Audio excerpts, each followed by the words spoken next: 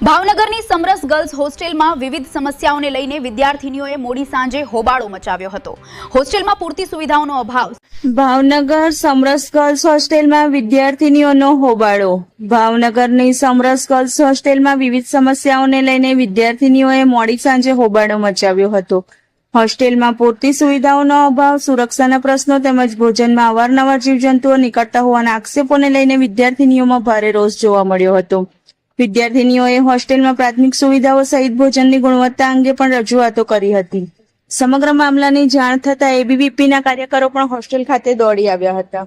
વિદ્યાર્થીનીઓના વિરોધની જાણ થતાં એસડીએમ, મામલેદાર સહિતના સંબંધિત અધિકારીઓ તાત્કાલિક સ્થળ પર પહોંચ્યા હતા. અધિકારીઓએ વિદ્યાર્થીનીઓની રજૂઆતો સાંભળી હતી અને હોસ્ટેલના કિચનનું પણ ચેકિંગ કર્યું હતું. અધિકારીઓના જણાવ્યા મુજબ કેટલાક પ્રશ્નોનું સ્થળ પર જ નિરાકરણ કરવામાં આવ્યું, જ્યારે બાકીના પ્રશ્નોના ઝડપી નિરાકરણ માટે આજે કલેક્ટરના અધ્યક્ષસ્થાને સમરસ હોસ્ટેલના મેન્ટેનન્સ સાથે સંકળાયેલા તમામ વિભાગોના અધિકારીઓની બેઠક યોજાશે. વિદ્યાર્થીનીઓના પ્રશ્નોનું વહેલી તકે નિરાકરણ લાવવાની અધિકારીઓએ ખાતરી આપી હતી. મોડી રાત્રે અધિકારીઓની સમજાવટ બાદ સમગ્ર મામલો થાળે પડ્યો હતો. કે તમે જમવા ગયેલા હોય અને તમારી સાઈન થઈ ગઈ હોય, આ તો બધો બેન નો હોય સાઈન થઈ ગઈ હોય.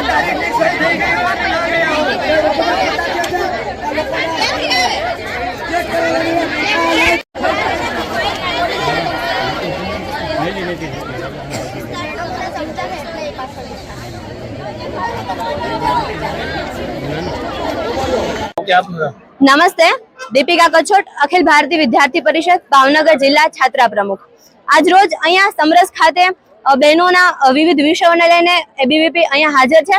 વિષય એવા છે કે બહેનોને ભોજનની અંદર વિવિધ પ્રકારના જીવજંતુઓ નીકળે છે, કીડા નીકળે છે, સિગરેટ નીકળે છે, પ્લાસ્ટિક નીકળે છે, એવા વિવિધ વિષયો છે. એ બાદ બહેનોને અહીંયા સુરક્ષાને લગતો પણ પ્રશ્ન છે.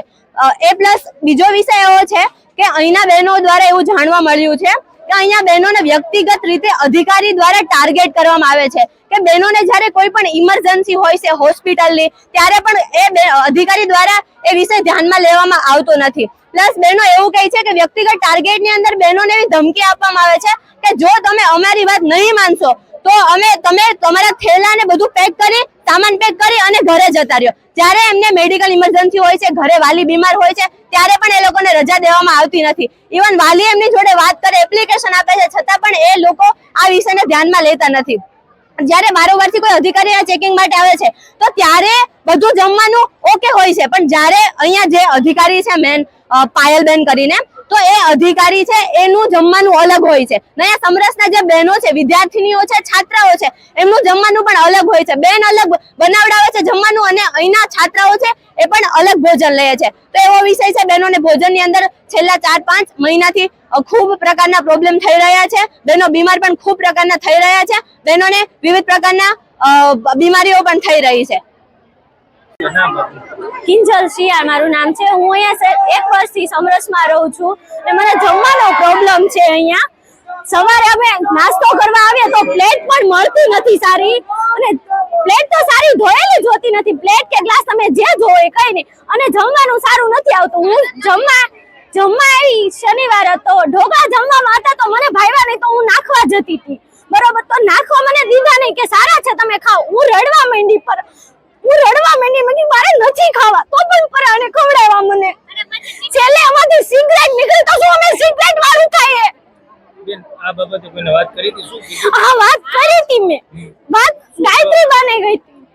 તો હવેથી ધ્યાન રાખશું, બાકી આગળ કાંઈ થયું નથી. પછી ઘણું નીકળે છે, મકોડા કેરી બધું નીકળે છે. શું માંગ શું છે તમારી? મારી માંગી છે કે જમવાનું સારું આવે ને સવારે કઈ પણ ડીશ માટે અમારે અડધી કલાક ઊભું રહેવું પડે છે અહીંયા, ત્યારે અમને પ્લેટ મળે છે.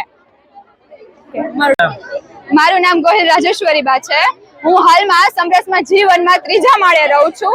મારે પાણી ભરવા માટે 8મા માળ સુધી જવું પડે છે. 1 થી 8 માળ સુધી કઈ પાણી નથી આવતું અને એક બોટલ ભરાતા કલાક થાય છે અમારે. અને એ પાણી પણ એવું લીલ વાળું હોય છે કે એ પાણી પીવાથી મારી ખુદની ફ્રેન્ડ છે, કાલે એ અલમ પર રહે છે. અત્યારે કાલે રિપોર્ટ કરાવીને આવી, 6 મહિનાથી એને ટાઇફોઇડ થયો છે. ડોક્ટરે એનું કારણ હોસ્ટેલનું પાણી કીધું છે, ને એમ કીધું છે કે પાણી તમને હોસ્ટેલનું નડે છે, છતાં પણ ભણવા ખાતર એને અહીંયા રહેવું પડે છે. અમને અહીંયા સગવડતા નથી મળતી એટલી સારી, તો અમારે ભણવા માટે શું અમારા ખુદના સ્વાસ્થ્ય ઉપર પ્રશ્ન ઉઠાવવા, છતાં પણ અમને પ્રશ્ન હતો. અમે ગાંધીનગર ગાંધીનગર રજૂઆત કરી હતી તો અમને પર્સનલી માફી પત્ર લખાયું અહીંથી કે તમને જે રજૂઆત છે એ સમૂહમાં છે એટલે સમૂહમાં જમવાનું ખરાબ આવે જ તે તો આ બગદાણા છે આ સાળંગપુર છે ત્યાં કેમ ત્યાં પણ સમૂહમાં જ હોય છે જમવાનું તો ત્યાં કેમ સારું આવે છે અહીંયા કેમ સારું ન બની શકે સરકાર તો બધું માંગે સરકાર તો બધું અનાજ પૂરું કરે જ છે તો અહીંયા કેમ સારી રીતે ન બનાવી શકે અને ઇન્સ્પેક્શન વાળા આવે ત્યારે તો અચાનક બધું સાફ સુફ હોય છે ત્યાં સુધી બધું ગંદકી વાળી ડીશ હોય છે ડીશમાં જમવામાં પણ અમને શરમ આવે એવી તો ડીશ હોય છે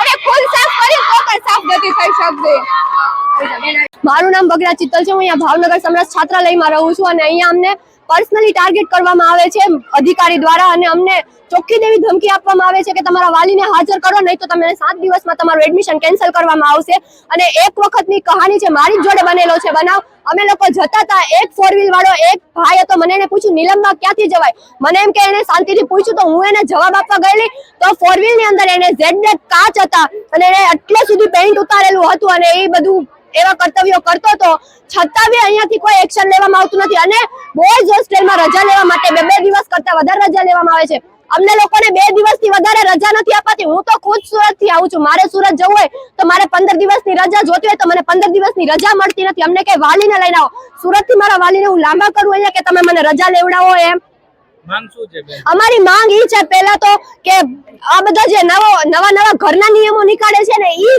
નિયમો નીકાળો અને જમવાનું સારું હોવું જોઈએ જમવાનું બધી હોસ્ટેલમાં સારું આપવામાં આવે છે પ્લસ સવારનો નાસ્તો વડોદરાની હોસ્ટેલમાં અનલિમિટેડ ચા કોફી આપવામાં આવે છે અને અમારે અહીંયા ચા જ આપવામાં આવે છે અને એવી લિમિટેડ આપવામાં આવે છે એક જ વાર લેવાની એવું બધું આપવામાં આવે છે પ્લસ પર્સનલી ટાર્ગેટ કરવામાં આવે છે અમને પર્સનલ શું કામને ટાર્ગેટ કરવામાં આવે છે અમે લોકો અમારા મેરિટ પર આવેલા છીએ એવું તો નથી કે એ લોકો અમને દયા ખાઈને અહીંયા રાખેલા છે અને અમારા વાલી દ્વારા વાલીને ગમે તેવું બોલવામાં આવે છે વાલીને ગમે તેવું કોણ બોલી દે સંસ્કાર ઉપર બોલવામાં આવે છે એટલે બધાના સંસ્કાર સરખા જ હોય છે બરોબર છે અમારી માંગ ઈ જ છે કે અહીંયાના નિયમો સુધરે અને અમે લોકો હોસ્પિટલ જઈએ છીએ તો અમને લોકોને એવું કહે છે કે તમે લોકો નાટક કરો છો 100 રૂપિયા આપીને તમે ફાઇલ બનાવડાવી છે અમને લોકોને એવું કહેવામાં આવે છે અહીંયાથી દિશા છે અને હું આ સમરસ હોસ્ટેલમાં છેલ્લા 3 વર્ષથી રહું છું સમરસ હોસ્ટેલની બહાર સુરક્ષાનો કાંઈ છે જ નહીં ત્યાં માણસો અમુક ભાઈઓ હોય છે એ કપડા કાઢીને ઊભા હોય છે અને અમને હેરાન કરતા હોય છે અહીંયા 2 કેબિનો બનાવી છે ત્યાંથી અમને કેવી રીતે જોતા હોય છે અમને હેરાન કરે છે બધાય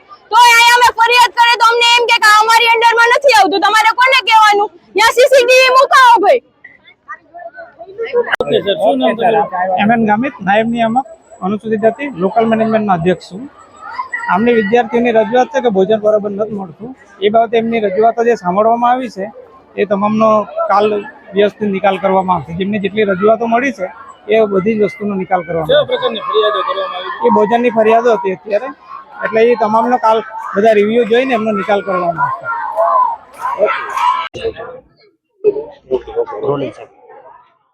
આજરોજ સમરસ હોસ્ટેલ ખાતે બહેનો દ્વારા વિવિધ તેમના પ્રશ્નો મુદ્દે એક તેઓ હડતાલ પર બેઠેલાની માહિતી મળી હતી એટલે કલેક્ટર સાહેબની સૂચનાથી તેમના પ્રશ્નો સાંભળવા અને પ્રશ્નોનું નિરાકરણ કરવા માટે હું નાયબ કલેક્ટર અક્ષર વ્યાસ અને મારી ટીમ મામલતદાર સાથે અહીંયા ઉપસ્થિત રહેલા હતા બહેનો દ્વારા જે કોઈ પણ પ્રશ્નો છે તે પ્રશ્નો સાંભળ્યા એમાં જેટલા પ્રશ્નો અમારી કક્ષાએથી સોલ્વ થઈ શકે તેમ હતા તેમનું બહેનોને આશ્વાસન આપ્યું છે ઉપરાંત જે નીતિગત વિષયો છે અને અન્ય પ્રશ્નો છે તેની માટે માન્ય કલેક્ટર સાહેબના અધ્યક્ષસ્થાને વિવિધ સ્ટેક હોલ્ડર્સ છે એ સ્ટેક હોલ્ડર્સની આવતીકાલે એક મિટિંગ કરીશું અને મિટિંગમાં દરેકને કલેક્ટર સાહેબ દ્વારા યોગ્ય સૂચના આપશે અને એમના પ્રશ્નોનું ઝડપથી નિરાકરણ આવે તે પ્રયત્નો તંત્ર દ્વારા કરવામાં આવશે.